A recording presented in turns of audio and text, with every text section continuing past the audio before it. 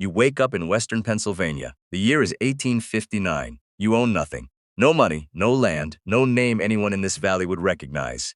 But you know something nobody else here knows. The world is about to run on oil. For everyone around you, the future is a fog. The price of wheat, the chance of rain, the cost of whale oil to light a lamp at night. That is the edge of what they can plan for. For you, the next 50 years are already written. You know where the wealth comes from.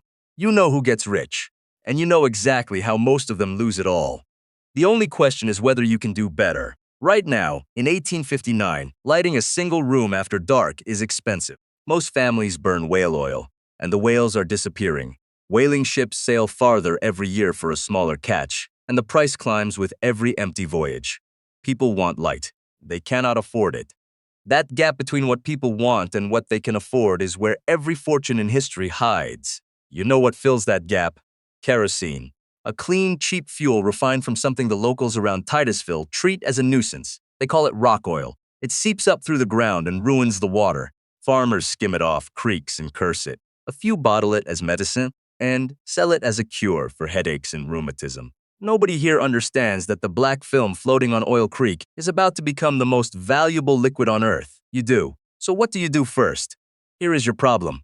It is August of 1859, and at this exact moment, a man named Edwin Drake is drilling a well just outside Titusville. He is using an old steam engine and a stubborn idea. You can pump oil out of the ground like water instead of skimming it off a creek. On August 27, 1859, at about 69 feet, he strikes it. The Drake well becomes the first commercial oil well in American history. The boom is about to begin, and you have a decision to make. Option 1 is the obvious play. Rush to the oil fields. Lease a patch of land along Oil Creek, drill, strike, and sell crude as fast as you can pull it up. This is what almost everyone will do. The reward is enormous and immediate. In the first months after Drake's strike, crude oil sells for around $20 a barrel. That is a staggering sum in 1859 money. A single good well can make a poor man wealthy in a season. But you know the risk, and it is brutal. When everyone drills at once, the ground fills the market faster than the market can absorb it. By the end of 1861, so much oil is gushing out of Pennsylvania that the price collapses to about 10 cents a barrel. 10 cents. Men who were rich in the spring are ruined by winter. The same flood of supply that makes the early drillers rich destroys the ones who arrive even slightly late. So the obvious play is a gamble on timing. Strike early and you win. Strike late and you drown in your own success. There is a smarter way, and you already know who figures it out. His name is John D. Rockefeller. He is a young man in Cleveland right now, and he is watching this exact chaos. He sees the drillers gamble everything on a single hole in the ground. He sees the wild swings from $20 to 10 cents, and he makes a cold, brilliant decision. He refuses to gamble on drilling at all. Instead, Rockefeller goes into refining. He builds the machinery that turns worthless crude into the kerosene people actually pay for. He does not care whose oil he refines. He does not care which well booms or busts. Every barrel that comes out of the ground, no matter who drilled it, has to pass through someone like him to become useful. In 1870, he organizes this into a company called Standard Oil. Within a decade, he controls the refining of almost all the oil in America. This is the insight that separates the lucky from the powerful. The drillers fight over the gold. The refiner owns the road the gold must travel. So now you have your strategy. You will not bet your future on a single lucky well. But knowing the lesson is not the same as surviving the chaos. You still have no money in 1859. You cannot build a refinery from nothing. You need a first stake, and you need it fast. So you make a calculated move. You take a short position in the madness. You lease one modest plot near Oil Creek, early, while the price is still high and you pump hard. You are not in love with this well, you are using it. It is a tool to raise capital, not a kingdom to defend. You sell your crude in those first frantic months while it still fetches a fortune. And the moment you have cash in hand, you do the thing almost no one around you has the discipline to do. You stop drilling. You watch the others keep going. You watch them lease more land, drill more holes, borrow against next year's oil. You watch the price start to wobble. And you remember what is coming. The flood, the crash to 10 cents, the ruin. Why would you keep drilling into a collapse you can see coming? You take your stake and you move where the durable money is. You buy into refining and into transport. Because here is the second thing you know that they do not. Oil is heavy, and getting it from the wells to the cities is a nightmare of barrels, wagons, mud, and railroad fees. Whoever controls how oil moves controls the entire business.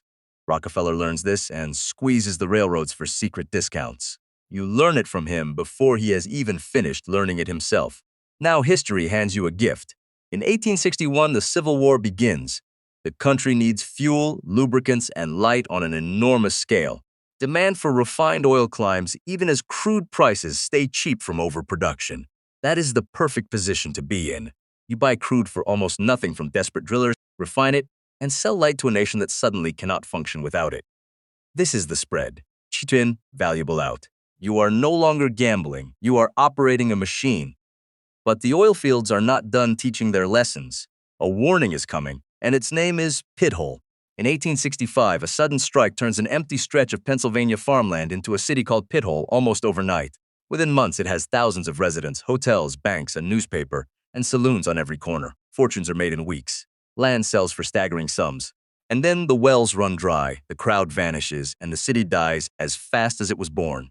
There is a famous sobering fact about Pithole. A piece of land that sold for thousands of dollars at the peak was later auctioned for a few dollars after the collapse. You understand the warning. A boomtown is not wealth, it is a crowd, and crowds move on. So you never tie your fortune to a single place or a single well. You stay in the part of the business that survives the booms and the busts, refining, moving, and storing the oil that everyone else fights to pull out of the ground. While the speculators chase the next strike, you are building something that does not depend on luck. And you are not the only one who sees it. A young steelman named Andrew Carnegie makes an early investment in an oil property at Oil Creek in the 1860s and watches it pay extraordinary returns. The smartest money of the era understands the same truth you do. Own the part of the system everyone needs, not the part everyone is gambling on. By the early 1870s, your position is unrecognizable from where you started. You hold refining capacity. You hold contracts with the railroads. You hold storage that lets you buy when crude is cheap and sell when light is dear. You did not get rich because you got lucky with one hole in the ground. You got rich because you understood the shape of the whole industry before it finished forming. So what is it all worth? In the 1860s, a fortune of a few $100,000 makes you one of the wealthiest people in the region.